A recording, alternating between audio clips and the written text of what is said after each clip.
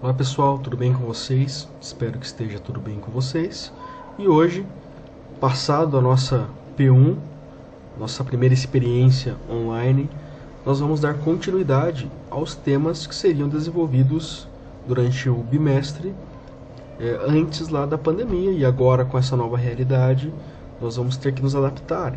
Então, eu vou trazer para vocês aqui esta aula, que seria uma aula expositiva, que eu desenvolveria com vocês lá em sala de aula, mas como isso não é possível, nós fazemos por aqui, tá? Então, o conceito que eu vou trazer para vocês hoje é o conceito de método, tá? Muito importante esse conceito, então eu espero que vocês prestem muita atenção, anotem tudo que for surgindo de dúvidas para que vocês me perguntem lá por e-mail, ok? Então, pessoal, o método é a base da ciência. O método é o elemento que vai distinguir, que vai discernir aquilo que é opinião do que é um argumento.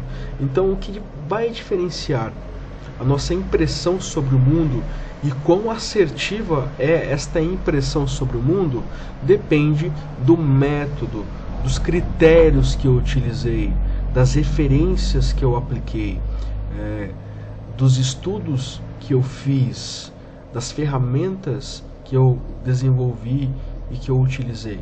Então, o método é aquilo que vai delimitar a ciência, que vai dizer o que é a ciência. Tá? Sem o método não é possível se fazer conhecimento científico, mesmo porque o método é o elemento que permite a mais cientistas avaliarem o trabalho de outros cientistas ou replicarem estudos. Por exemplo, nós estamos agora numa condição muito delicada de uma pandemia. Os cientistas que estão trabalhando, os virologistas que estão trabalhando para tentar descobrir e desenvolver uma vacina para o Covid-19, eles estão utilizando métodos que já foram aplicados para o desenvolvimento de outras vacinas. Então eles não começam do zero, eles não vão desenvolver um método do zero. Eles vão utilizar métodos que já foram aplicados anteriormente, só que agora com outro objeto de investigação, que é os desdobramentos, né, o efeito da Covid-19, para, desta forma, aplicando estes procedimentos, tentar encontrar uma vacina para a Covid. Né? Então o método ele é fundamental. Sem o método não é possível se fazer uma pesquisa que busque a verdade e a descrição dos fenômenos como eles são. Tá? Lembrando também que o método científico ele foi desenvolvido lá na modernidade, estou falando de século XV.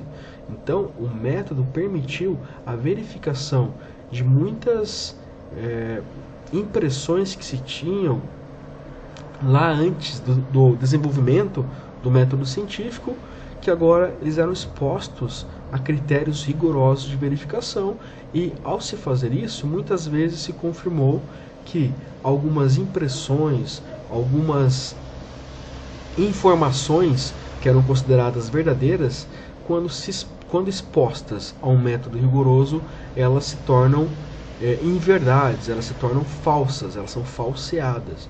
Então o método, além de ser a base para o desenvolvimento de muitos conhecimentos novos, também é a base para que eu consiga avaliar fake news, para que eu consiga avaliar informações equivocadas e descrições equivocadas dos fenômenos, ok? Então, dito isto, eu vou agora, pessoal, apresentar uma breve descrição aqui para vocês. Então, se vocês quiserem copiar, vocês pausem a explicação e copiem, mas vocês podem encontrar facilmente essa definição na internet. Só para que vocês compreendam que a palavra método ela vem de uma origem muito simples. Basicamente, método significa caminho ou via. Então é um caminho que eu utilizo para chegar a um objetivo, ok? Então é um caminho. Daí que, para ilustrar a importância do método, eu trouxe um diálogo do livro Alice no País das Maravilhas, do Lewis Carroll. E aqui se trata bem no começo, quando ela encontra um dos primeiros habitantes do País das Maravilhas, que é o gato, né? O gato de Cheshire, né? Eu sempre me embolo para pronunciar sobrenome do gato, mas é o gato de Shire, né? Shire eu acho que é condado, tá? Então, condado de Shi, mas é gato, aqui é o gato. Então, quando ela chega naquele país estranho, totalmente diferente do mundo real, a primeira coisa que ela pergunta ao gato é o seguinte: gato, você poderia me dizer, por favor, que caminho devo seguir para sair daqui? O gato responde: isso depende bastante de onde você quer chegar. Isso depende bastante de onde você quer chegar. Então Alice continua: eu não me importo muito com isso. E o gato replica: então, não importa muito que caminho você irá tomar. Então esse trecho aqui é muito importante porque ele indica a ideia de que se você não tiver um objetivo bem definido, não importa o caminho que você utilize. Então, se você quer chegar a um objetivo específico, a primeira coisa que você tem que ter muito bem definido é como é esse objetivo. Você tem que ter clareza desse objetivo. Por exemplo, vocês querem passar de ano. Esse é um objetivo. Qual que é o caminho que eu devo percorrer para conseguir passar de ano? Então, eu tenho que estudar para todas as disciplinas, eu tenho que cumprir com as minhas responsabilidades, eu tenho que comparecer à escola quando isso era possível, eu tenho que assistir às aulas que estão no portal, eu tenho que realizar as atividades. Todos esses procedimentos compreendem um conjunto de etapas que vão delimitar um método. Muitas vezes esse método que vocês vão utilizar para terminar o ano é o mesmo que alguém que estará na turma de vocês o ano que vem, que veio da quinta série, do quinto ano, vai também aplicar, tá? Então o método, muitas vezes, ele pode ser repetido, replicado, ok? Porque ele é uma ferramenta de formulação e de formatação do conhecimento, tá? Então isso aqui é uma forma muito interessante de ilustrar como um método ele está ancorado com um objetivo bem definido e claro que se estabelece no início de uma pesquisa ou no início de um procedimento, tá? Basicamente, pessoal, existem dois tipos de método: o método dedutivo e o método indutivo. Eu vou explicar para vocês como é que funcionam os dois agora, tá?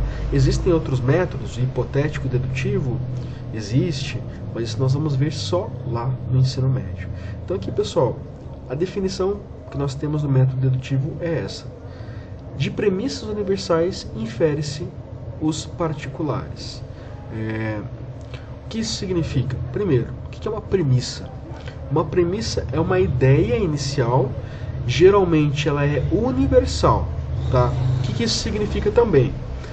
Quando eu falo que uma coisa é sempre assim ou nunca é assim, eu estou dizendo que esta coisa é universalmente dessa forma. Então, por exemplo, todos os homens são mortais. Isso é uma ideia universal, que todas as pessoas, todos os seres humanos, eles vão morrer um dia. Então, todos os homens são mortais. Isso é uma premissa. Uma premissa é uma ideia, um postulado que sustenta as demais ideias logicamente, tá? Então aqui eu trouxe um silogismo lógico. O silogismo lógico ele parte dessa dedução. O que é uma dedução? Eu vou retirar de uma premissa maior para determinar a premissa menor, que é o particular. Então, todo homem é mortal. Que todo indica essa premissa universal, né? Pedro é homem. Pedro é a premissa menor, que é subalterna, que depende dessa premissa maior. E homem aqui é o termo médio, sendo mortal o predicado. Eu deixei aqui colorido porque nós vamos falar muito sobre essa estrutura silogística dedutiva lá no terceiro bimestre, tá? Então não se preocupem com isso aqui, só estou apresentando para explicar a diferença entre o método dedutivo e o método indutivo. Então o método dedutivo ele parte de uma ideia universal, algo que já é definido, o que nós chamamos também de axioma. Um axioma é uma lei, uma referência como uma fórmula matemática. Por exemplo, quando eu falo que 2 mais 2 é igual a 4, isso é um axioma, é algo definido, ninguém vai discutir se 2 mais 2 é igual a 4. Já é uma premissa. Em todo lugar do universo, 2 mais 2 será igual a 4. Então isso é uma premissa universal, tá? Ok? Vou dar mais um exemplo. Se eu falo o seguinte: todos os homens são racionais, Maria é homem, se caracteriza como homem da espécie, logo Maria é racional, ok? Então, mais uma vez, uma ideia de me basear em algo universal para aplicar no particular. Daí eu tenho o método indutivo, que vai trazer a ideia inversa. Eu vou pensar de maneira contrária. Se aqui eu pensava que de premissas universais eu vou concluir, a inferência é isso, uma conclusão, eu vou inferir particulares, eu vou retirar particulares, para o método indutivo vai ser o pensamento contrário. De premissas particulares eu vou inferir os universais.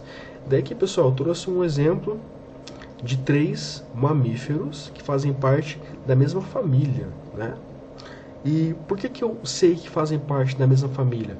Porque a partir da análise comparativa entre a raposa, o cachorro e o lobo, eu consigo identificar elementos compartilhados. Então, de premissas particulares, no caso, eu peguei 3 premissas particulares: a raposa, o cachorro e o lobo. O que existe de comum nestes 3 espécimes, né?